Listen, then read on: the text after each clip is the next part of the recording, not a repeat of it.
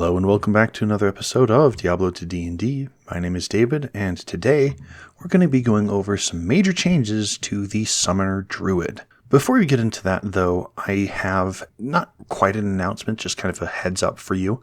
I am considering moving the files from OneDrive over onto Google Docs.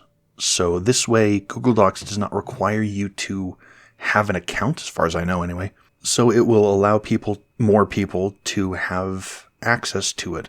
But also, it's a little less finicky and more widely used.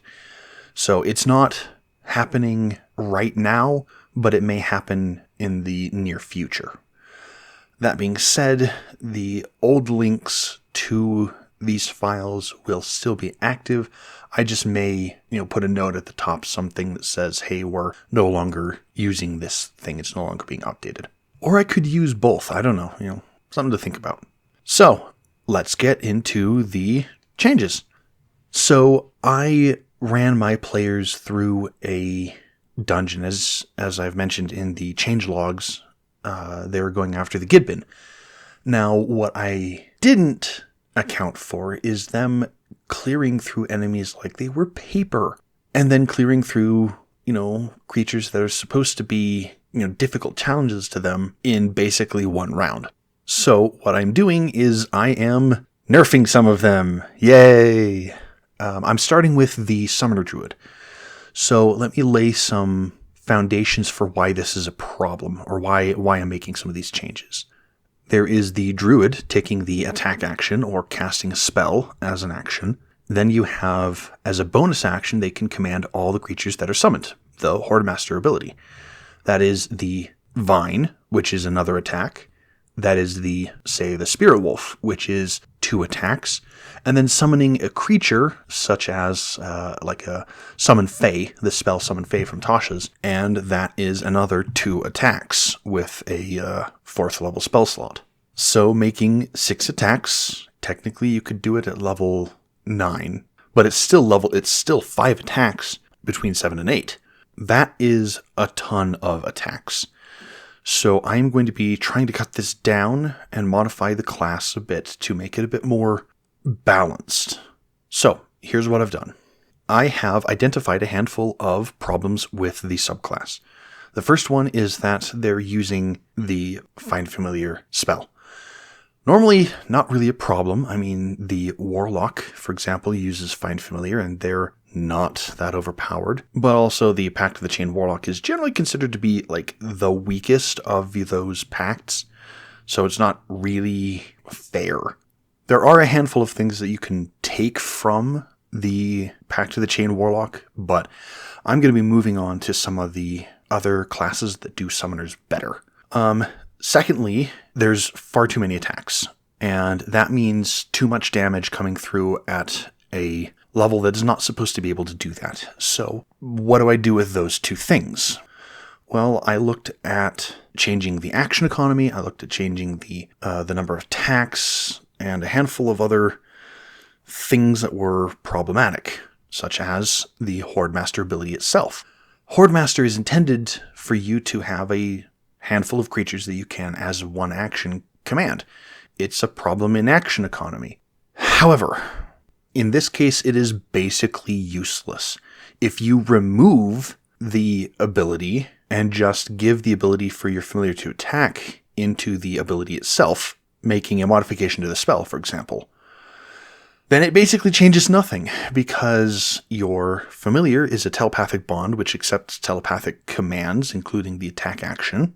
This is one of the reasons why the Pact of the Chain Warlock explicitly states that you have to replace your attack with your familiars, and then Improved Pact Familiar allows you to command it to take the attack action with a bonus action, causing all sorts of issues if you just kind of work the ability to attack into the ability that gives you Find Familiar. And then you have, for example, your summoned creature that you have with Summon Fae, Summon, Aberration or whatever, the ones from Tasha's. Those are verbal commands already, so you have 2 familiars, 2 summoned creatures that are just attacking with no action economy. Again, if you make the changes to Find Familiar. And then you spend a bonus action to command your Vine anyway, so it becomes a problem of mushing them all together. So a couple things. Remove the vine or remove the subclass. Removing the vine is not really an option because it's intended to be kind of that through line so that your class kind of feels cohesive, that you have an upgrade later on down the line.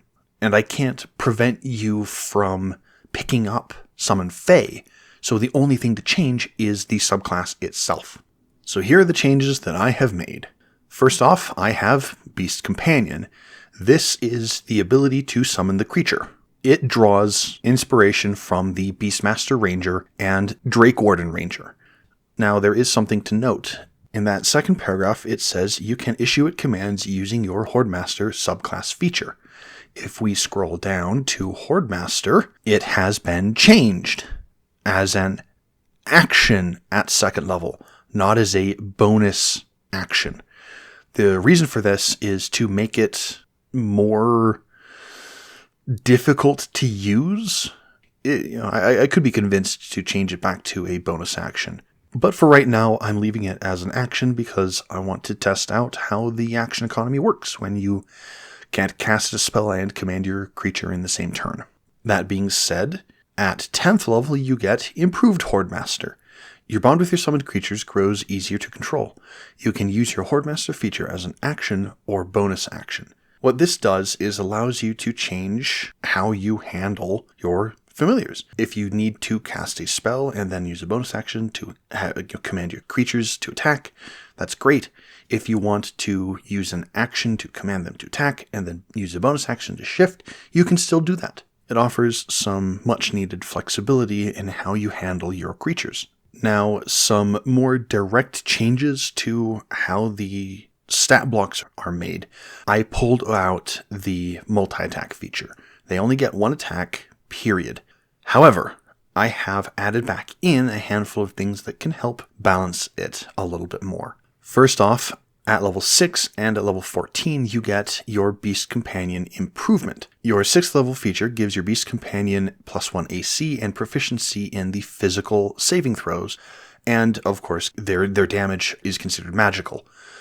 This is actually in line with the Spirit Wolf's ability to synergize with your Grizzly and your Direwolf by giving defense in Diablo 2.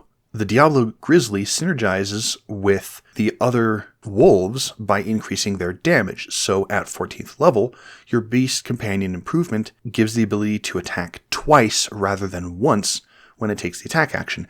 This does mean that your Ravens will be able to attack twice. And then in addition, it gains proficiency, your Beast Companion gains proficiency in all saving throws. This is just making it tougher and, generally stick around a little bit longer. Now, none of these are final. We're going to be testing them. I'm not entirely convinced this is the right way to go about doing it, nor am I convinced that I have done everything, perfectly. I still have kind of weird feelings like something needs to be changed. But, it's something to look at. Drop a comment down below if you noticed something.